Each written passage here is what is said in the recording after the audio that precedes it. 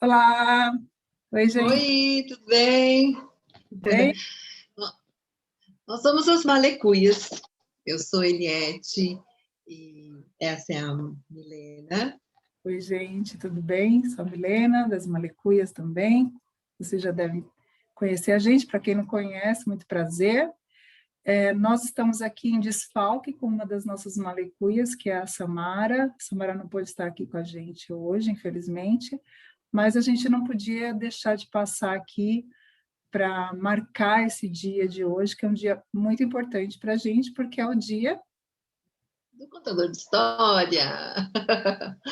Nosso dia, né? De muitos de vocês também. Isso é o dia do contador de histórias. E aí a gente veio aqui para fazer um papo, assim, bem descontraído, para a gente falar um pouco, lembrar, né, a importância do nosso papel como contador de história na humanidade, no caso. E eu costumo brincar com os alunos dos nossos cursos de contação de história, né, no nosso grupo de estudos entre nós, lá, os contadores das Malecuias, que tudo surgiu na Grécia, né? Mas É, aqui a gente sabe que isso é só uma brincadeira, né? Porque a contação de histórias provavelmente remonta ao início da humanidade, ou pelo menos ao início da humanidade enquanto comunicadora, né? Enquanto os humanos começaram a falar, provavelmente já começaram a contar histórias, né? A relatar as fofocas do dia a dia, o que aconteceu com fulano, o que aconteceu com cicrano, e a partir disso criando exercícios de imaginação, né? Então a gente acredita que isso seja muito mais antigo do que os gregos, né? Então, mas a minha brincadeira vem aqui para eu falar um pouco sobre um dos contadores de história que foram muito importantes para a humanidade, para a literatura ocidental, que é o Homero, né? Então, o Homero, a gente não sabe, na verdade, nem se existiu essa figura, o Homero, né? Ou se os textos que a gente hoje diz que são homéricos são um apanhado de vários outros textos, né? Que foram se solidificando ao longo dos séculos. Mas o que a gente sabe é que a figura do narrador homérico, né? Desse contador de histórias, servia na Grécia com uma função didática, né? Então, ela servia para educar aquele povo, nos valores daquele povo, né? Nos seus costumes, né? E então teve um papel fundamental para a formação do povo grego e por consequência, para a formação do povo ocidental, né? Porque muitos dos valores homéricos a gente encontra até hoje, né, na nossa sociedade. Então, isso é só um exemplo para a gente ver como que é importante a gente contar histórias, a gente nutrir a nossa imaginação, a imaginação de quem está ouvindo, né? E fazer esse trabalho, continuar esse trabalho, né, ao longo dos séculos, né? Ele só se manteve vivo, essa forma de arte só se manteve viva porque ela é essencial, né, para nós como sociedade, né? e chegando mais próximo do nosso tempo, né?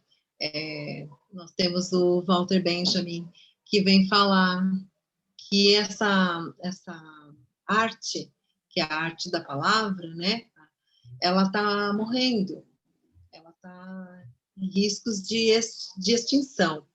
E ele aponta algumas coisas, né? Mas duas especificamente, né? Ele aponta o surgimento do romance, né? Quando começaram a ser impressos os primeiros livros, né? Uma sociedade estava ascendendo, uma nova classe, né? Que estava ascendendo socialmente. Então, ela cria o romance, que é uma forma dela também dizer sobre si mesma, né? E aí a gente sai das rodas de conversa, daquela experiência mais visceral que a gente tinha e vai para a experiência individual, né? Quando você pega um livro no metrô, no ônibus, na sua Uma casa, você está experiência fazendo mais individual, né? Você vai para uma experiência mais individual, que é aquela, acabou ali a leitura, você fecha e ela é sua. Mesmo que às vezes você converse um pouco com as pessoas a respeito, é diferente de você estar numa roda, partilhando experiências, né? E a outra questão que ele coloca é da informação. Então, são os veículos de informação também criados por essa mesma classe, né? São jornais. Essa informação, se a gente pensar hoje, século XXI, porque o Walter Benjamin está falando isso no século XX, década de 30, por aí. Se a gente for pensar hoje, né? Pleno século XXI, a quantidade de informações que a gente tem é imensa. A gente recebe informação pelo celular, pela internet, de várias maneiras, os jornais eletrônicos, né? Os televisivos também. E aí a gente percebe que a gente tem problemas com a informação. Por quê? Ela vem tão mastigada, tão pronta, que a gente não é capaz de criar, a gente não é capaz de imaginar, né? E fazer uma intervenção sobre ela, né? Então, ele diz que a informação e a literatura, né, impressa, pode estar encaminhando para um fim do narrador. Então, para a gente... Oi, fala, Não, é amiga. que eu ia falar que a gente nem tem tempo de absorver, né, essa informação toda, né, que vem para a gente, tanta coisa de tantos meios, né, que não dá tempo de elaborar, né, também. O Caetano, acho que tem uma música, né, que fala isso, quem lê tanta notícia, né, caminhando contra o vento, silêncio, documento, né? Essa música fala um pouco disso, né? E é isso mesmo, quem lê tanta notícia, quem absorve tanta notícia, e aí dá espaço para um monte de coisa que está acontecendo que não precisa nem nomear aqui, das informações errôneas que chegam até a gente e tal. Então, assim, é importante a gente estar resgatando essa figura do narrador, né? Dessas rodas de conversa, de criar, de dar possibilidade de quem ouve criar imagens dessa história que você está narrando. Né? E o próprio Benjamin vai falar que existem dois tipos de narradores, né? Aquele que fica ali só observando, que ele chama de sedentário, né? Que não sai da sua comunidade, fica ali, e também os marinheiros, viajantes, aquelas pessoas que trazem conhecimentos de outras regiões e partilham também com as pessoas, com os mestres, né, os artesãos que tinham seus aprendizes e, enquanto estavam ensinando a arte, também ia narrando histórias, né? E a gente vê isso, né, Milena, muito no Nordeste, com as histórias populares, né? As lavadeiras, né? O pessoal que canta, né? Os griots, enfim. É uma verdadeira arte, né? Contar histórias para a gente que está mais distanciado, principalmente, né? Eu acho que esses exemplos todos que você citou, né? São pessoas que ainda mantêm uma tradição que veio passada de gerações, né? Então, elas ainda têm isso vivo, mas para a gente que está perdendo cada vez mais, né? Nós, pessoas das cidades, né? Das grandes cidades, que estamos aí bombardeados pelas informações e que estamos sempre num momento em que a gente não consegue parar para ter o ócio criativo, parar para pensar, parar para descansar a mente, né? Para a gente é muito mais difícil, né? Resgatar essa arte, né? E eu acho que esse é o nosso papel também aqui como formadoras, né? Nós, as Malecuis, especificamente, né? Porque a gente resgatou, né? A gente vem resgatando, vem num trabalho aí de alguns anos, resgatando essas técnicas, resgatando esse modo, né, de interação com o público, como que a gente faz, então, para contar as histórias e fazer o que, por exemplo, Homero fazia lá atrás, né? Que é reunir uma grande quantidade de pessoas e engajar essas pessoas em ouvir uma história, ouvir a história simplesmente, né? Que tipo de recurso a gente tem que ter na nossa fala, no nosso gestual, né? Na nossa voz, e na própria forma de construir essa narrativa, né? Para poder engajar aquele público que está ouvindo, né? E fazê-lo imaginar, e fazê-lo ter expectativas, e ter suspensões, e ter pausas, e ter momentos em que ele vai, olha que interessante isso na história, né? E causar a experiência, né? Prazerosa de ouvir uma história, né? Então... E lembrar que quando a gente fala... Porque, às vezes, a gente fala de contador de história e todo mundo pensa que é para criança. Contar história é coisa para criança. E não é. Uhum. Não é só. A gente tem foco. No nosso grupo, às vezes, o foco nosso é mais voltado para criança, mas nem sempre, né? Às vezes é um público até diverso. Mas não é, né? É importante, seria muito importante se a gente tivesse esse tempo, né? De estar com o olho no olhar do outro, né? E trocando as nossas experiências. Seria muito rico, né? É uma pena que a gente realmente está, como o Walter Benjamin apontou, estamos perdendo isso, né? E também ele aponta que há uma dificuldade de escuta, né? Não sei se vocês percebem isso, você, Milena, mas as pessoas têm muita dificuldade de ouvir o outro, né? Sim.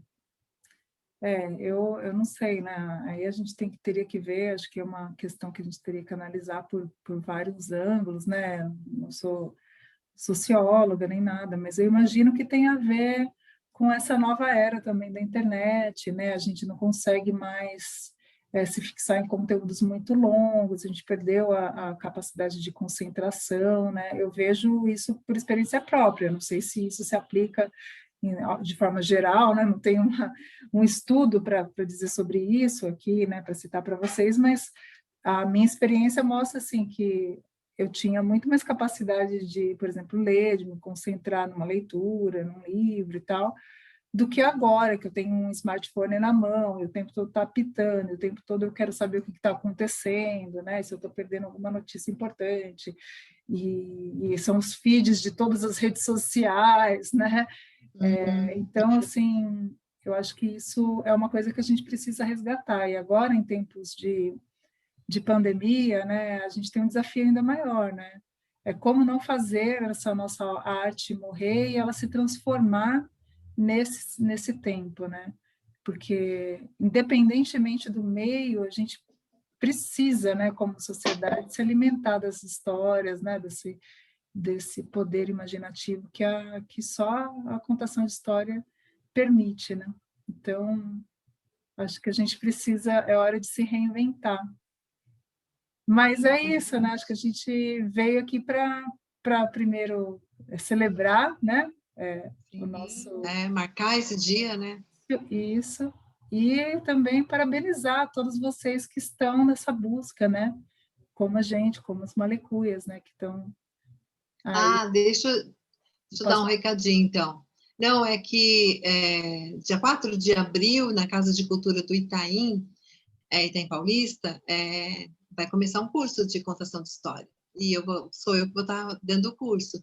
É um curso gratuito, é um curso bem, bem bom. E só que assim, os fortes, né? Porque são todos os domingos no final da tarde até final de novembro. Então, quem quiser, as inscrições já estão abertas. Eu deixei aí na página, é só vocês olharem lá ou entrarem na página da Casa de Cultura do Itaim Paulista e fazerem suas inscrições, tá bom? Aproveitem, divulguem, né? A gente está agora em momento de pandemia, então o curso está aberto de forma online. Isso que pode ser para a gente, às vezes, um problema, agora está sendo uma solução, porque tem muita gente que queria, né, participar do curso e não podia, porque mora em outro lugar, mora longe, né? E realmente é um curso bem bacana. O ano passado a gente...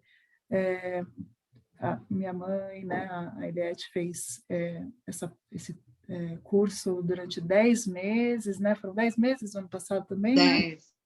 E esse ano é um pouquinho mais curto. Esse ano um pouquinho a gente fez um formato mais enxuto, e é um programa assim que tem muita coisa para aprender, tem muita coisa para refletir, é bem interessante mesmo, então vale a pena, né? O ano passado a gente teve gente de vários lugares do Brasil fazendo o curso, de Minas, de outros estados, mais para o norte. Então, assim, é bem interessante. Então, quem quiser, e é gratuito, né? Então aproveitem. Aproveitem. Então é isso, parabéns a todos nós contadores e continuemos contando muitas histórias, né? Que a gente possa Isso, continuar que isso não morra, né? existindo. Então tá. Até mais, gente. Até. Beijos. Beijo. Tchau. Tchau, tchau.